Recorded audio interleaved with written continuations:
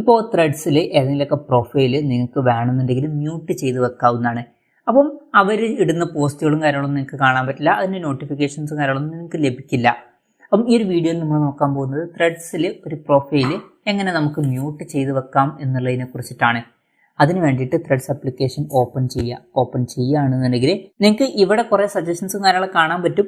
അപ്പം നിങ്ങൾക്ക് ഈ സജഷൻസ് കാണുമ്പോൾ അതിൽ ഏതെങ്കിലും വേണ്ട, അത് മ്യൂട്ട് ചെയ്യണമെന്നുണ്ടെങ്കിൽ ജസ്റ്റ് ആ ഒരു പ്രൊഫൈലിൽ ക്ലിക്ക് ചെയ്യുക.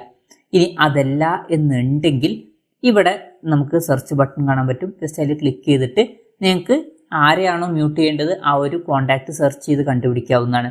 അപ്പം ഒരു എക്സാമ്പിളിന് ഞാൻ ഈ ഒരു കോൺടാക്റ്റ് സെലക്ട് ചെയ്യാണ്. അപ്പം എനിക്ക് ഇവരെ മ്യൂട്ട് ചെയ്യണം എന്നുണ്ടെങ്കിൽ ഇവിടെ മുകളിൽ ഇങ്ങനെ ഒരു ബട്ടൺ കാണാൻ പറ്റും. ജസ്റ്റ് അതിൽ ക്ലിക്ക് ചെയ്യുകയാണെന്നുണ്ടെങ്കിൽ മ്യൂട്ട് എന്നുള്ള ഓപ്ഷൻ കാണാൻ പറ്റും.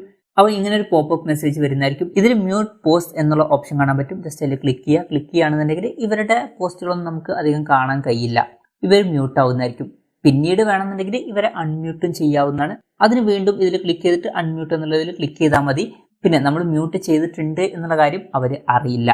അപ്പം ഇങ്ങനെ നമുക്ക് വളരെ സിമ്പിളായിട്ട് ത്രെഡ്സിൽ ഒരാളെ മ്യൂട്ട് ചെയ്യാവുന്നതാണ്. ഈ ഒരു വീഡിയോ നിങ്ങൾക്ക് യൂസ്ഫുൾ ആയി എന്ന് വിചാരിക്കുന്നു. എന്തായാലും ഈ ഒരു വീഡിയോ പറ്റിയിട്ടുള്ള നിങ്ങളുടെ ജെന്യൂൻ ആയിട്ടുള്ള അഭിപ്രായം ജസ്റ്റ് ഒന്ന് കമൻറ്റ് ചെയ്യുക. അതുപോലെ തന്നെ ഇതുപോലുള്ള വീഡിയോസ് ഇനിയും കാണാൻ താല്പര്യമുണ്ടെന്നുണ്ടെങ്കിൽ ഈ ചാനൽ സബ്സ്ക്രൈബ് ചെയ്യാവുന്നതാണ്.